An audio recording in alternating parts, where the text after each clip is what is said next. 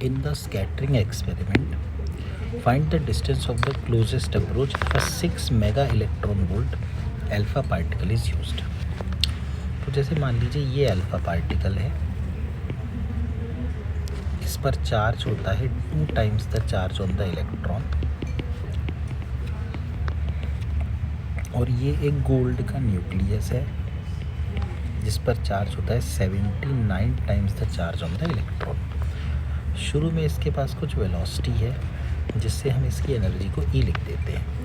बाद में ये सारी की सारी एनर्जी पोटेंशियल के फॉर्म में स्टोर हो जानी चाहिए। तो अगर R मिनिमम डिस्टेंस है तो हम कह सकते हैं कि E की वैल्यू है K into 2E into 79E upon R। तो E की वैल्यू है 6 मेगा इलेक्ट्रॉन वोल्ट, यानी 6 into 10 to the power 6 into 1.6 into 10 to the power minus 19।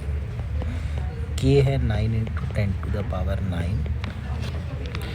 2 9 ज़ा 18, 2 7 ज़ा 14, तो 158 into 1.6 into 10 to the power minus 19 into again 1.6 into 10 to the power minus 19 upon R।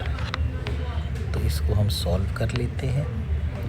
तो R की value आएगी 9 into 158 into 1.6 into 10 to the power 9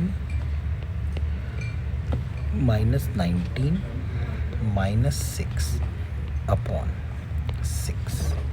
तो इसको solve कर लिया जाए। यहाँ 0 आ गया, 3 3 ज़ा 9, 3 इंटू 20, 2 8 ज़ा 16, 2 10 ज़ा, तो 24 into 158 upon 10 into 10 to the power minus 16। तो 24 इंटू 158,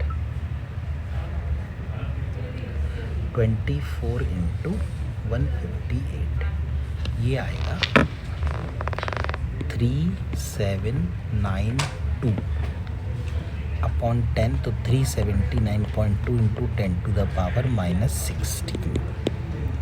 तो इसे सॉल्व करके R आ जाएगा 3.792 into 10 to the power minus 14 metre.